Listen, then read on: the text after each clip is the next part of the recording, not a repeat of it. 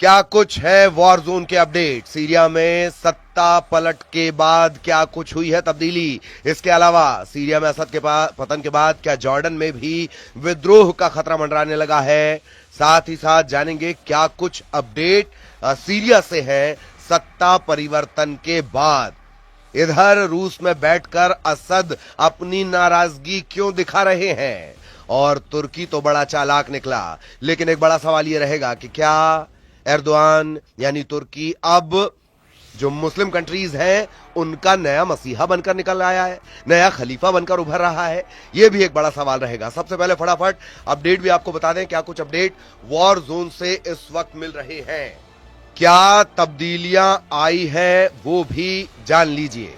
असद सरकार के जाने के बाद, बशर अल असद के जाने के बाद सीरिया में किस तरह की स्थितियां हैं वो आपको बता दें। 8 दिसंबर 2024 को दमिश्क पर विद्रोही गुट हयात तहरीर अल शाम एचटीएस इसके कब्जे के बाद असद देश छोड़कर रूस चले गए हैं। सीरिया में सरकार है नहीं।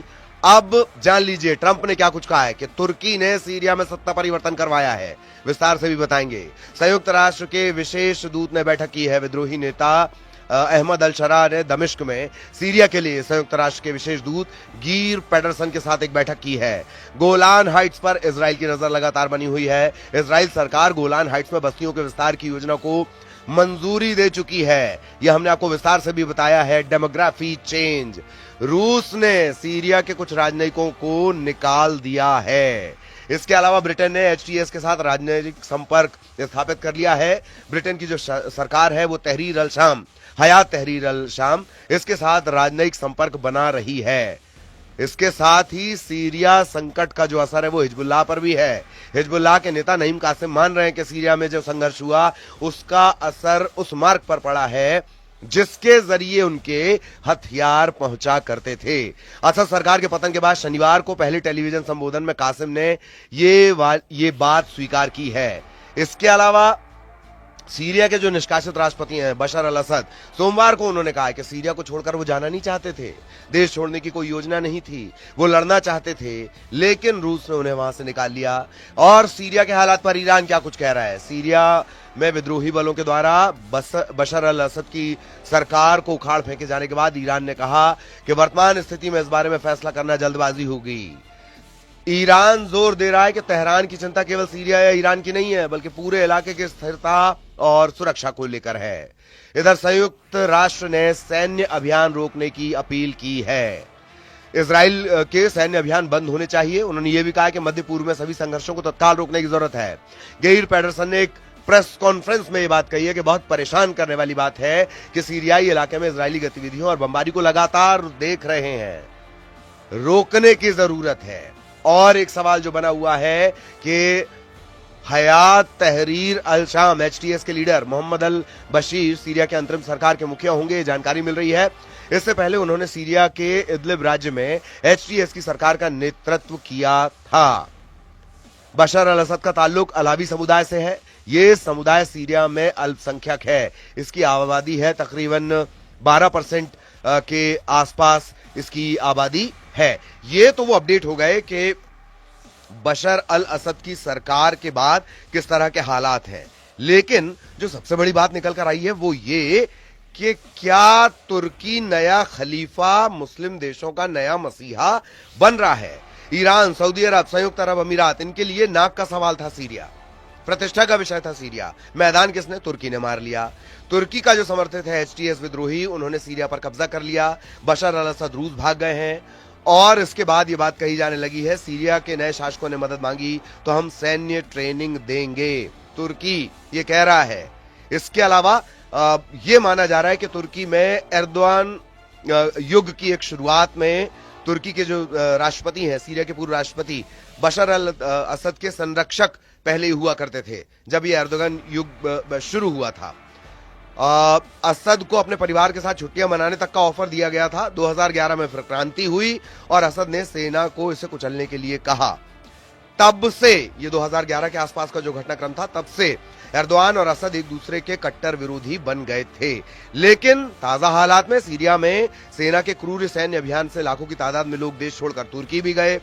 अमेरिका की जो स्थितियां थीं उस समय बराक ओबामा को इस बात के लिए सहमत नहीं कर पाए थे तुर्की कि सीरिया पर हमला करें, असद की सरकार को हटा दें। ये तो इतिहास हो गया। अब सवाल ये है कि क्या तुर्की ने एक चाल चली और असद की सरकार गिर गई? तुर्की ने सीरियन नेशनल आर्मी की मदद से सीरिया के कुर्दों पर हमला कराया, जो तुर्की के दरवाजे पर एक नया देश बनाना चाहते थे। कुर्दों की रक्षा में अमेरिका के भी 900 सैनिक तैनात हैं। एसटीएस के विद्रोही रूसी सेना से लड़ते थे, लेकिन पुतिन सेना के घातक हथियारों की वजह से वो सिर्फ इदलिब तक सीमित रहते थे। ये अतीत है। अब स्थितियां बदल गई हैं। तुर्की को अपनी सेना सीरिया की जमीन से हटाना होगा। ये असद ने मांग भी की थी, बातचीत यहीं पर रुक गई थी। इसके बाद जो एर्दोगान है, उन्होंने एचटीएस और सीरियन नेशनल आर्मी को अलेप्पो में एक सीमित एरिया में कार्रवाई के लिए कहा, और इस चाल से यह कोशिश हुई कि सीरियाई राष्ट्रपति को संबंधों को सामान्य करने के लिए बाध्य किया गया। एर्दोगान और उनके सलाहकारों के भरोसा था कि सीरिया के जो लाखों शरणार्थी हैं वो तुर्की से वापस लौट जाएंगे। तुर्की का यह सीमित अभियान असद की तबाही बनकर आया। कुछ दिन में उनकी सेना भाग खड़ी हुई। ये एक चाल के तौर पर देखा जा रहा है जो तुर्की ने चली है। अब जो बात कही जा रही है, जो मुस्लिम कंट्रीज हैं, जो इस्लामिक देश हैं, उनका क्या कुछ कहना है? तुर्की को अरब और इस्लामिक देशों के स्वाभाविक नेता के रूप में देखते हैं एर्दोगान। सीरिया में जो बदलाव आया है वो इसे एक अवसर के रूप में देख रहे हैं ताकि एक नई व्यवस्था हो जाए। हालांकि रास्ता आसान नहीं होगा, क्योंकि जो एचटीएस है उसका अलकायदा और आईएसआईएस से करीबी संबंध रह चुका है। असद के जाने से यूएई और सऊदी को भी झटका लगा है।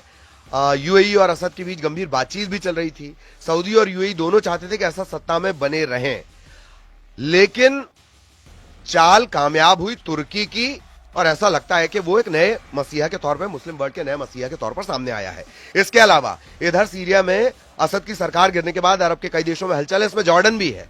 अस्थिरता की आशंका, ताजा हालात की जो स्थितियां हैं, उसमें इजराइल और अमेरिकी अधिकारी जॉर्डन भी पहुंचे और उन्होंने जाना कि वहां किस तरह की स्थितियां हैं।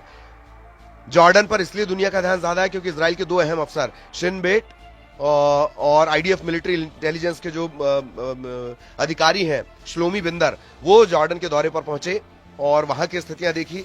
इजरायली मीडिया ये कह रही है कि जॉर्डन की राजशाही को अस्थिर करते हुए देश की जमीन का इस्तेमाल इजराइल के खिलाफ करने के लिए ईरान कोशिश कर सकता है। ऐसे में जॉर्डन किंग के सामने स्थिति को संभालने की चुनौती है।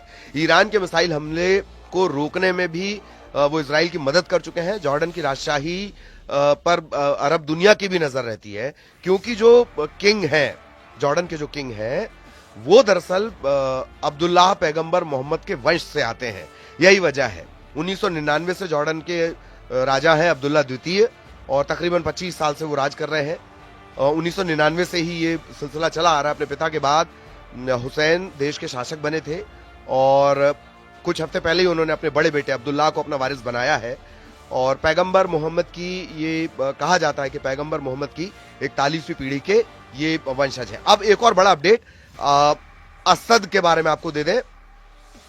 ये रूस में बैठे हुए हैं, लेकिन नाराजगी दरअसल ये अपनी जाहिर कर रहे हैं, वहीं पर बैठकर जाहिर कर रहे हैं कि वो चाहते थे कि वो लड़ें, अपने देश में ही रहें, लेकिन रूस ने वहां से उन्हें निकलवा लिया।